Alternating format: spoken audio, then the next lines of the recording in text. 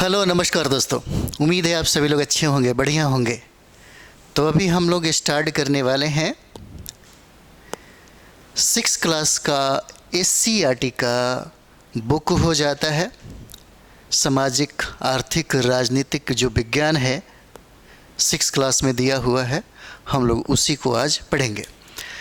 तो इसमें पहला जो अध्याय है वो पहला अध्याय हो जाता है विविधता की समझ। पहला अध्याय विविधता की समझ है और यह SCERT की सर्व शिक्षा की ये किताबें हो जाती है ना। बहुत बेहतर किताबें माना जाता है। तो चलिए हम लोग शुरुआत करते हैं। विविधता की समझ कहता है, विविधता की समझ ये अध्याय पहला है यहाँ पर, है ना। और विविधता का मतलब होता है सामूहिक अंतर।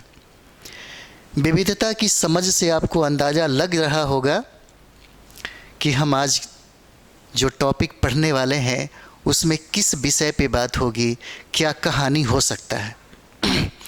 सबसे पहले हम लोग कुछ चीज़ें यहाँ पर पढ़ें, उसके बाद फिर हम लोग बात करेंगे। जब हम लोग अपनी कक्षा आस पड़ोस पर नज़र दौड़ाते हैं तो हमारे समान कोई नहीं दिखता। क्या कह रहा है? इसका मतलब, विविधता का मतलब ही होता है सामूहिक अंतर। कहता है कि हमारे समान कोई नहीं दिखता। आखिर हम लोग एक समान क्यों नहीं दिखते? हमारे बीच विभिन्नताएं पाई जाती है। रंग रूप, रहन सहन, खान पान, वेशभूषा, जीवन यापन, भाषा, त्योहारों के अतिरिक्त और भी बहुत सारी विभिन्नताएं हैं। कक्षा में बैठे हुए विद्यार्थियों के रंग रूप, वेशभूषा, शारीरिक आकार आदि में जो विभिन्नताएं दिखती है वह आपकी कक्षा को विविधता प्रदान करते हैं। 6 क्लास में 6 क्लास के सब्जेक्ट में इतनी अच्छी बातें बच्चों को सिखाया जाता है, लेकिन क्या वजह है कि आगे चल के इन्हीं बच्चों के मन में विविधता का कुछ दूसरा स्वरूप डाला जाता है? क्या वजह है ना।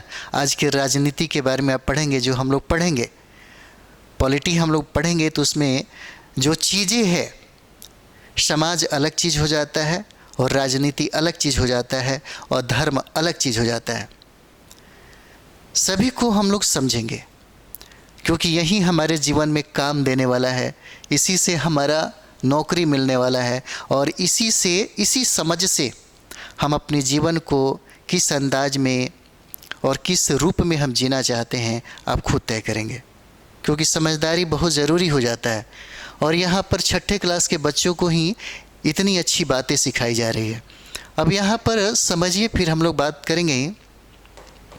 मित्रता यहाँ पे कहता है, यह कहानी 2 दोस्तों के बीच में है। दोनों का नाम निशान है।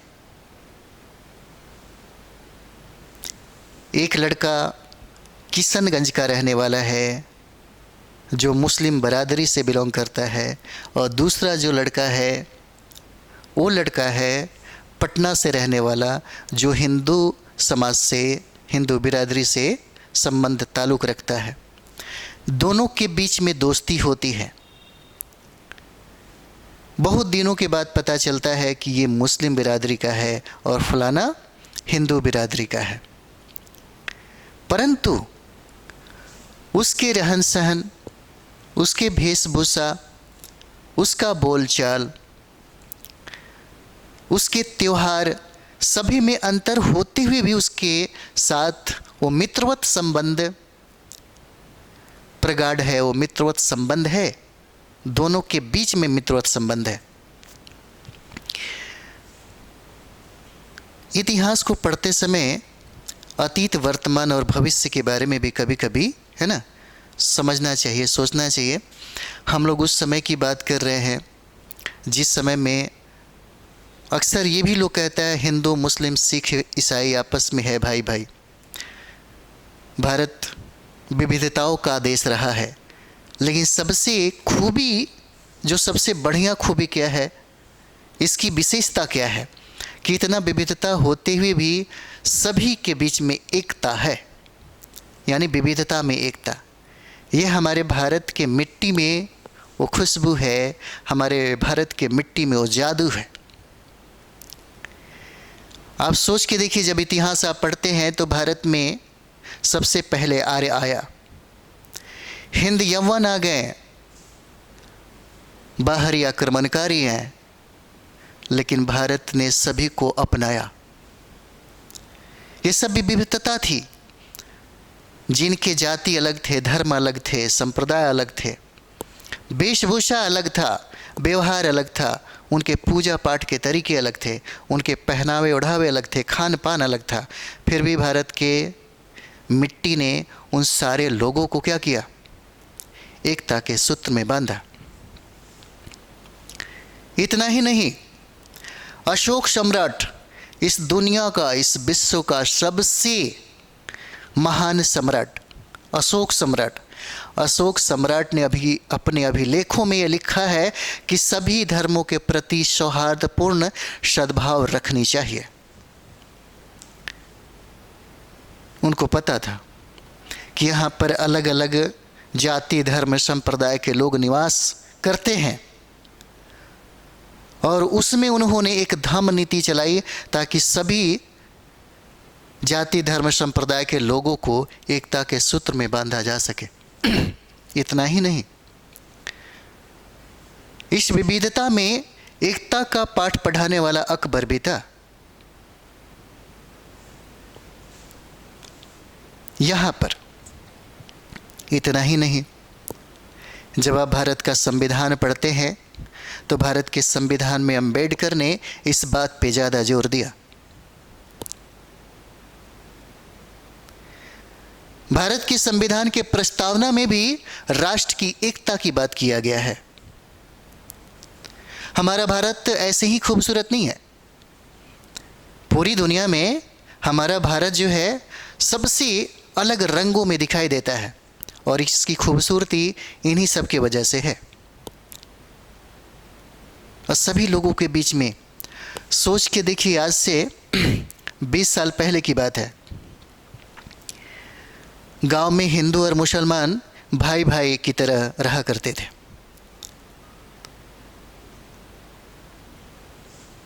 ऐसी सिचुएशन थी। हिंदू के त्यौहार में मुसलमान जाते थे, मुसलमानों के त्यौहार में हिंदू जाते थे। कोई खाई नहीं था, कोई अंतर नहीं था ज़्यादा। उनके दुख में शरीक होना हिंदुओं को होना पड़ता था, और हिंदुओं के दुख में शरीक होना मुसलमानों को भी अच्छा लगता था। कोई भी भेद नहीं था। यहाँ तक कि मैंने देखा है कि हिंदू के बच्चे को भी मुस्लिम बिरादरी की जो महिलाएं हैं उस वक्त अपना दूध पिलाती है, और हिंदू भी ऐसा करते थे। लेकिन राजनीति ने इस समाज के सौहार्दपूर्ण जो संबंध बना हुआ था उसको पाटने का काम किया। क्योंकि राजनीति करने वाले लोग क्या करते हैं? अपना रोटी सेकने के लिए कुछ भी करने को तैयार हो जाते हैं। हमारे समाज की जो एकता थी, हमारी समाज की जो संरचना थी, दुनिया में सबसे खूबसूरत संरचना था। यहाँ पर जैसे कभी कभी आप देखते हैं कि जब भी बिहार में कोई भी स्टार अगर आता हो, या कोई उद्योगपति आ रहा हो, या कोई विदेश से कोई भी आदमी आता हो, तो सबसे पहले बिहार में लिट्टी और चोखा, लिट्टी चोखा बिहार का एक प्रसिद्ध, एक बहुत ही फेमस फूड हो जाता है। जैसे दक्षिण अगर भारत में आप जाते हैं तो इडली डोसा वहाँ के लिए फेमस है, वहाँ के लिए वो फेमस हो जाता है। हम लोग दिल्ली में जब लोग यूपीएससी की तैयारी कर रहे थे तो यही मौसम था, नवंबर दिसंबर का समय था, और हमारे मित्र हरियाणा और पंजाब वाले जो भी थे वो सरसों के साग और मक्का का रोटी लेकर के आते थे। बहुत शानदार लगता था, है ना। वहाँ के लिए वो प्रसिद्ध था। सबका अपना अपना। वहाँ पर हम लोग देखेंगे तो क्या था? सबका अपना अपना। यानी कि भारत के संविधान के प्रस्तावना में भी इस बात का जिक्र किया गया है, राष्ट्र की एकता की बात की गई है। आगे भी पढ़ते चलें ताकि चीज़ें हम लोग को ज़्यादा समझ में आए, है ना। जो कहानी हम बताए हैं इसको आप पढ़ लीजिएगा, यहाँ तक हम लोग, है ना। अब यहाँ पे कहने का मतलब है कि बहुत दिनों के बाद दो निशान होते हैं, एक निशान हिंदू है और एक निशान अहमद हो जाते हैं। एक 5वीं क्लास का विद्यार्थी है और दूसरा इंजीनियरिंग की तैयारी करने वाला विद्यार्थी है। एक किशनगंज का विद्यार्थी है और दूसरा विद्यार्थी पटना का है। पटना का विद्यार्थी हिंदू है और किशनगंज का विद्यार्थी यहाँ पे मुस्लिम है। यहाँ पे वो बताना चाहता है यहाँ पर कि एक को इंग्लिश अच्छा आता है तो दूसरे को हिंदी अच्छा आता है, और हिंदी वाला चाहता है कि हमको अंग्रेजी सीखना चाहिए। तो अंग्रेजी में जो बात करने वाला निशान अहमद है, इसको अंग्रेजी बहुत अच्छा आता है। कहीं ना कहीं जब हम किसी से मिलते हैं, या हमारे देश में बहुत सारे आक्रमणकारी हैं, बहुत सारे अन्य देश के लोग जब यहाँ पर आए तो हम लोगों ने भी उनकी विशेषताओं को सीखने की कोशिश की, जैसे यहाँ पर इन दोस्ती में दिखाया जाता है। अंग्रेजी बोलने वाला दोस्त ने हिंदी बोलने वालों को सिखाया, आदान प्रदान किया, एक दूसरे को आदान प्रदान किया, प्रेम दिखाया गया। एकता क्या है? एकता एक भावना है। राष्ट्रीयता क्या है? राष्ट्रीयता एक भावना है। राष्ट्रीयता एक भावना है। अब आगे देखिए, है ना, यहां पे कहता है कि दोनों की उम्र और पढ़ाई लिखाई में भी अंतर है, और एक निशान 5वीं कक्षा का छात्र है और वही निशान अहमद इंजीनियरिंग का छात्र है। दोनों की धार्मिक और सामाजिक पृष्ठभूमि भी अलग है। दोनों की क्या कहता है कि धार्मिक और सामाजिक पृष्ठभूमि भी अलग है। एक बात समझिए, अगर भारत में आज जो हमें जादू दिखता है कि हिंदू और मुसलमान एक साथ कहीं बैठते हैं, भले आज के संदर्भ में थोड़ा सा तनाव दिखता है कहीं कहीं, वो राजनीति का उठापटक होगा, लेकिन हमारे समाज में इस तरह से समस्या नहीं था जो आज दिखाई देता है। आप पढ़िएगा, जब आप पढ़ेंगे उस समय के कालखंडों में जब हिंदू और मुस्लिमों में कोई फ़र्क ज़्यादा नहीं दिखता था, कोई फ़र्क नहीं था। इतना एकता, इतना प्रेम था कि अंग्रेजी सरकार को भी डरना पड़ा था। अंग्रेजी सरकार सबसे ज़्यादा डरती थी कि हिंदू और मुसलमानों में इतना प्रेम जो है, अगर ये प्रेम हमेशा अगर बना रहा तो फिर अंग्रेजी सरकार को यहाँ से जल्दी उनको जाना पड़ जाएगा। और यही वजह था कि बंगाल का विभाजन करके अंग्रेजी सरकार ने भी क्या किया, हिंदू और मुस्लिमों के बीच में जो राष्ट्रीयता था, जो प्रेम था, जो सद्भाव था, उसको तोड़ने की कोशिश की, और दोनों के बीच में नफरत भी फैलाने का काम उसी ने किया था। मतलब इतना एकता था, इतना विविधता होते हुए भी दोनों के बीच में इतना प्रेम था कि अंग्रेजी सरकार को भी इस हिंदू और मुस्लिम की एकता से डर लगता था। धार्मिक कोई फर्क नहीं पड़ता है। आज तो ऐसी सिचुएशन हो गई है कि हिंदू मुसलमानों के घर में जाकर के डरता है और मुस्लिम हिंदुओं के घर में जाकर के डरता है।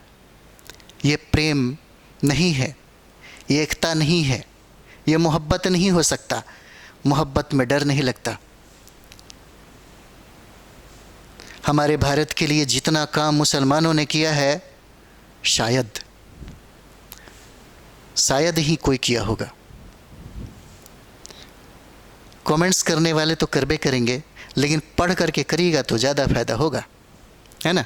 खूब पढ़िएगा, इतिहास खूब पढ़िए, और चीज़ों को जो जाति धर्म, हम लोग इतिहास को इतना पढ़े प्राचीन भारत के इतिहास को 18 किताबें हमारे टीचर ने पढ़वाया। 18 किताबें पढ़वाई, पढ़ते गए, नेट, JRF, PhD, यहाँ तक आते आते किताबों का इतिहास का भरमार लगा दिए। आप पढ़िएगा, है ना। व्हाट्सएप यूनिवर्सिटी के स्टूडेंट नहीं बनिए, आप लोग सिविल सर्विस का तैयारी करने जा रहे हैं, है ना। आप लोग कंपटीशन फाइट करेंगे, आपके पास दोनों चीज़ें होना ज़रूरी है, कॉन्सेप्ट, फैक्ट और आपकी एनालिसिस। चीज़ों को समझिए, गहराई से समझिए, है ना। लोग कहते हैं ना, अधकल गगरी छलकत जाए, है ना। हमारे यहाँ ऐसे विद्यार्थी कोई कोई आ जाता है, ऐसा विद्यार्थी है कोई कोई आ जाता है, चाय की दुकान पर इतिहास पढ़ लेता है ना। अपने ग्रुप में गंगा के किनारे जाइएगा तो वहाँ पर इतिहास को कुछ दूसरे तरीके से पढ़ाया जाता है, जो प्राचीन भारत के इतिहास में, मध्यकालीन भारत के इतिहास में और आधुनिक भारत के इतिहास में कहीं वो लिखा हुआ नहीं मिलेगा, है ना। अभी तो लोग इतिहास के साथ खिलवाड़ भी करते हैं। लोग की बात तो छोड़िए, सरकार भी कभी कभी ऐसा काम करने लगती है ना। तो इतिहास को पढ़िए। लोग कहता है और इतिहास कहता है कि जो लोग अपने अतीत को नहीं जानते वो अपना इतिहास कभी नहीं लिख सकते। अपना इतिहास अगर स्वर्णाक्षरों में लिखना है तो आपको अपने अतीत के बारे में पढ़ना होगा, अपना इतिहास पढ़ना होगा। क्यों कहा जाता है? अब यहाँ पे सोच के देखिए, आज हिंदुओं के साथ ऐसा होने लगा, मुसलमानों के साथ ऐसा होने लगा। आपने अपने बच्चों को ऐसा ही बनाया। हिंदू समाज में जब बच्चा कोई पैदा होता है तो क्यों ना उस बच्चे को मुस्लिम के घरों में भी जाने की छूट दी जाती है। 10 दिन तक उस बच्चे को उस मुस्लिम के घर में भी रखिए, 10 दिन तक उस ईसाई के घर में रखिए, 10 दिन तक उस किसी भी समाज की सोसाइटी के लोगों के पास रखिए, उस बच्चे के अंदर रस आ जाएगी। वो सांप्रदायिक मानसिकता वाला व्यक्ति कभी नहीं बनेगा। वो प्रेमी होगा, वह अनुरागी होगा, वह इंसानियत की बात को समझेगा, उसका दिमाग विकसित होगा। कभी नफरत कर ही नहीं सकता है, न कभी नफरती वाली बात भी करेगा, क्योंकि उसकी आंखों पे जो चश्मा है आपने एक नहीं 1000 दिया।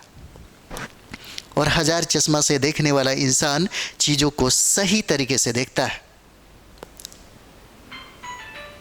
इंसान जो है उस चीज़ को सही तरीके से देखता है। हमें अभी हमारे भारत के प्रधानमंत्री भी हैं, जब भी आप देखिएगा उनके भाषण में भी है, हमारे भारत में हिंदू, मुस्लिम, सिख, ईसाई, है ना, आपस में है भाई भाई। हमें अपनी विरासत पे गर्व करना चाहिए, है ना। हमें अपनी विरासत पे गर्व करना चाहिए। जैसे आप देखिएगा चाइना जो है हमारे भारत के लोगों के साथ कैसे संबंध बनाया, और हम लोग बहुत ही अनुरागी हैं। थोड़ा सा कोई नज़र से देख ले, है ना, तो उस प्रेम में हम पागल हो जाते हैं और मर मिटने के लिए तैयार हो जाते हैं। हम लोग प्यार के भूखे हैं, प्रेम के भूखे हैं। हमारे भारत की मिट्टी ने हमें ऐसा सिखाया है, ऐसा बनाया है। गौतम बुद्ध ने करुणा सिखाया, और ये करुणा का जो हवा जो बही, पूरी दुनिया में आज करुणा दिखता है, एकता दिखता है, प्रेम दिखता है, प्यार दिखता है। हमारे यहाँ भी समाज, सभ्यता, संस्कृति हमारे इतिहासों में पढ़ाया जाता है। पूरी दुनिया में सबकी अपनी इतिहास होती है, सब अपना इतिहास और संस्कृति पढ़ाता है। आपका पड़ोसी कंट्री जो विकसित अवस्था में है, चाइना भी अपने संस्कृति और सभ्यता के बारे में कहता है कि हमारे सभ्यता और संस्कृति से कोई भी सभ्यता संस्कृति बेहतर हो ही नहीं सकती। बाकी सारा अगर सभ्यता और संस्कृति बेकार है, बर्बर है, खराब है, हमसे बेहतर नहीं हो सकता। ये चीन के इतिहास में पढ़ाया जाता है। दुनिया के तमाम देशों के सभ्यता और संस्कृति के बारे में वो गलत कह सकता है, लेकिन भारत के बारे में नहीं कहता। जानते हैं क्यों नहीं कहता भारत के बारे में? क्योंकि उसका मानना है कि उसके यहाँ जो देवता आते हैं वो देवता हमारे भारत के ज़मीन पर उतर करके उसके यहाँ जाते हैं। इससे वो क्या दिखाना चाहता है? दोनों के बीच में प्रेम, आदान प्रदान। इसीलिए आपकी सभ्यता और संस्कृति के बारे में कभी उंगली तक नहीं उठाया उसने। और यही वजह था कि देश की आज़ादी तक हमारे भारत के लोगों को लगता था हिंदी चीनी भाई भाई, हिंदी चीनी भाई भाई। बाद में उनकी नीतियाँ कुछ अलग हो गई, हम ही से मोहब्बत और हम ही से लड़ाई वाली बात हो गई, है ना। हम ही से मोहब्बत की, हम लोगों ने उनसे मोहब्बत किया और उन लोगों ने, है ना, क्योंकि उनकी राजनीति कुछ अलग चीज़ें था। जब हम लोग राजनीति में जाएंगे तो राजनीति की बातें उस तरीके से करेंगे तो ठीक रहेगा, है ना। यहाँ पर है, इसका मतलब ये है कि भारत में यवन आए, हिंद आए, बहुत सारे लोग आए और हमारी संस्कृति उनकी संस्कृति एक दूसरे के बीच में क्या हुई, घुल मिल गई। दोनों की संस्कृतियां घुल मिल गई। चलिए बात तो होता रहेगा, लेकिन जो सब्जेक्ट है ना, उन त्योहारों की सूची बनाई जो निशान अहमद एम निशान बनाते होंगे। यहाँ पर कहता है कि विविधता हमारे जीवन को समृद्ध करती है। कैसे समृद्ध करती है, कैसे समृद्ध करती है विविधता?